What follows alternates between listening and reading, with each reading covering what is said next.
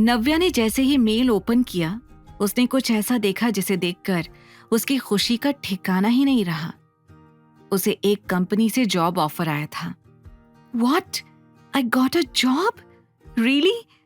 नव्या ने तुरंत अपना ऑफर लेटर फिर से चेक किया। इतने सारे रिजेक्शंस के बाद उसे ऐसा लगने लगा था जैसे वो वहां रहकर कुछ कर ही नहीं पाएगी। लेकिन इस जॉब ऑफर के साथ उसकी उम्मीद भी वापस आ गई थी। उसने तुरंत उस कंपनी के बारे में रिसर्च शुरू कर दी। Star entertainment. उसे पता चला कि जिस कंपनी से उसे जॉब ऑफर आया है वो पिछले कई महीनों से लॉस में जा रही है। उसने काफी समय से कोई भी बड़े प्रोजेक्ट्स नहीं किए हैं। एक ही पल में नव्या की खुशी उदासी में बदल गई।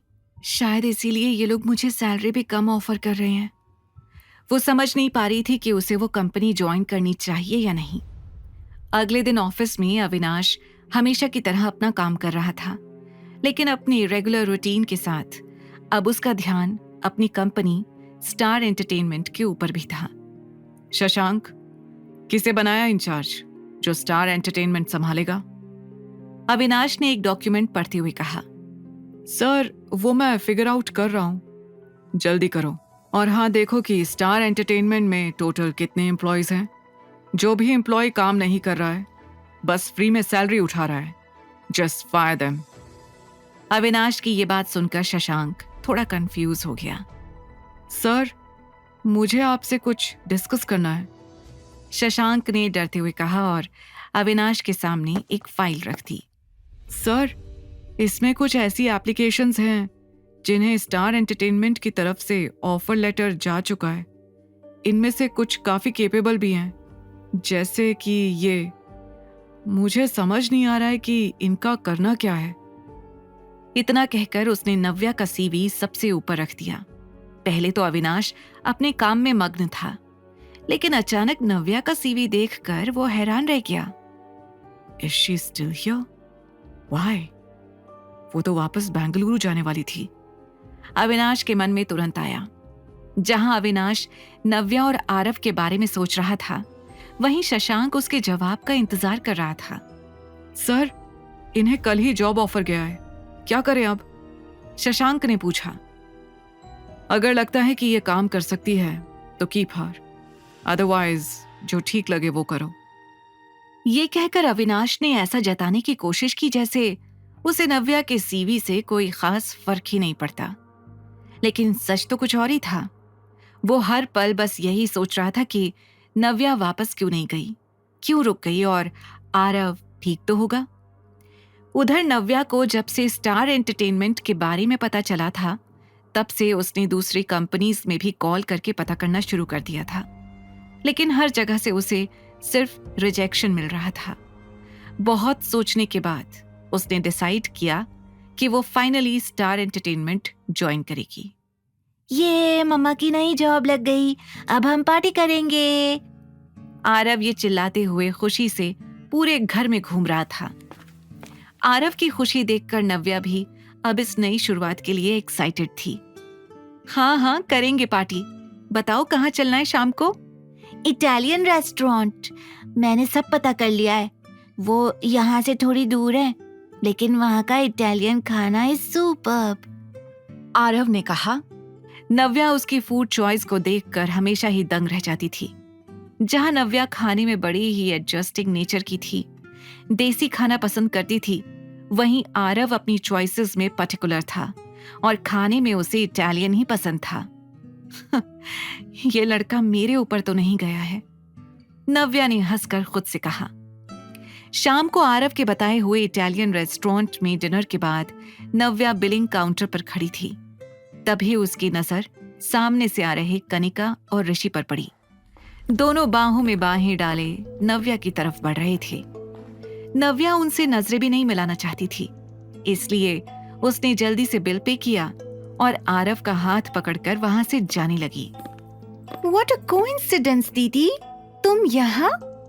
कनिका ने मुस्कुराते हुए नव्या को बीच रास्ते में रोक लिया। नव्या ने उसकी तरफ देखा, लेकिन वो उसे कोई जवाब नहीं देना चाहती थी।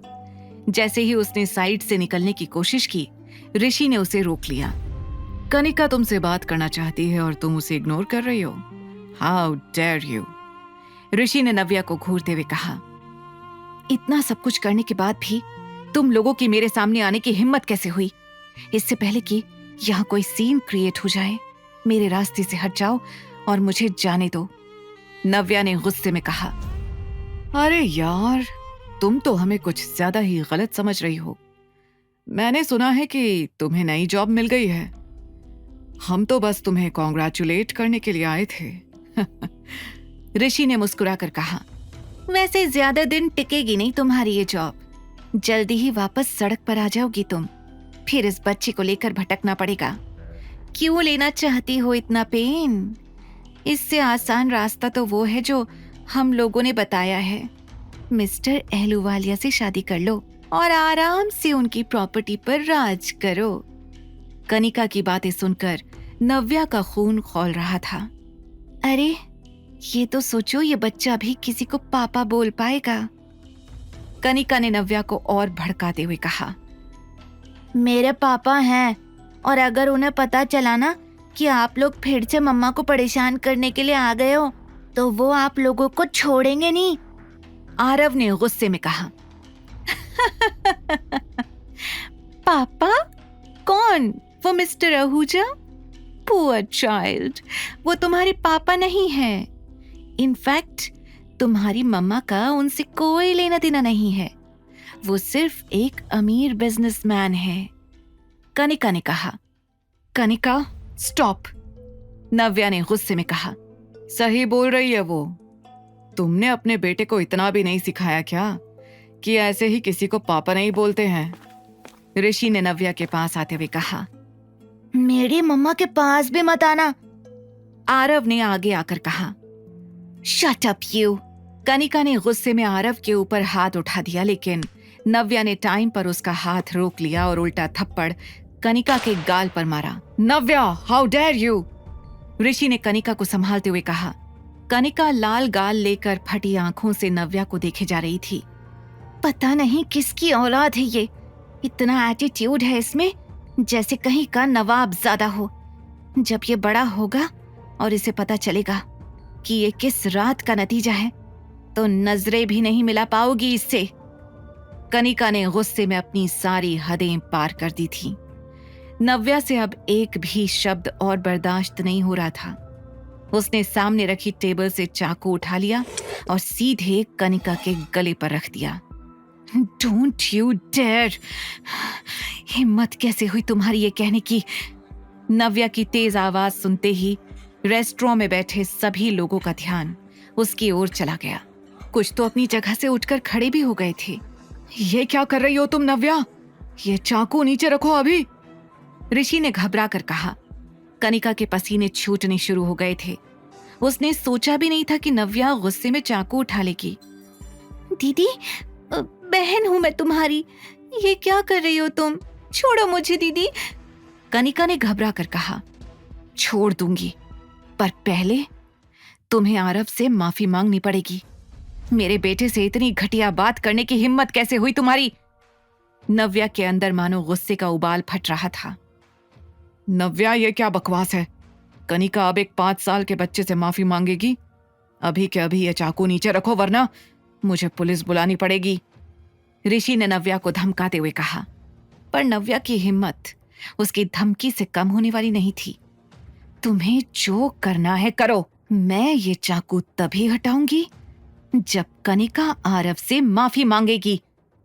वेरी गुड मम्मा, वेरी गुड, आरव ने पीछे से नव्या को चीयर अप करते हुए कहा।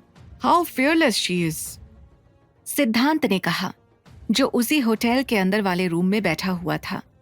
सिद्धांत और अविनाश बचपन के दोस्त थे और इस वक्त दोनों साथ में डिनर के लिए मिले थे, उसी होटल में जहां नव्या आई थी। सिद्धांत दूर से ही सही पर बड़ी देर से इस तमाशे को देख रहा था। देखना यार, कितनी हिम्मत वाली लड़की है, सिद्धांत ने कहा। उसके मुंह से नव्या की तारीफ सुनकर अविनाश को थोड़ा अजीब लग रहा था। अविनाश ने उसे बड़े ठंडे अंदाज में देखा। क्या हुआ भाई, कुछ गलत कहा क्या मैंने? 1 मिनट, तू जानता है क्या इस लड़की को? सिद्धांत ने क्यूरियोसिटी से पूछा। अविनाश ने उसे कोई भी जवाब नहीं दिया, लेकिन वो अब भी तिरछी नजरों से नव्या और आरव को देख रहा था। इसके घर वाले इसका पीछा क्यों नहीं छोड़ते? हर वक्त परेशान करते रहते हैं।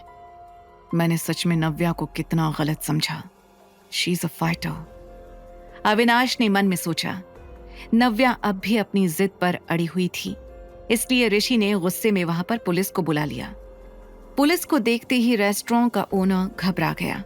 पुलिस इंस्पेक्टर ने आगे आकर सख्त आवाज में कहा, मैडम, यह क्या तमाशा लगा रखा है? ये रेस्टोरेंट है, चाकू नीचे रखिए।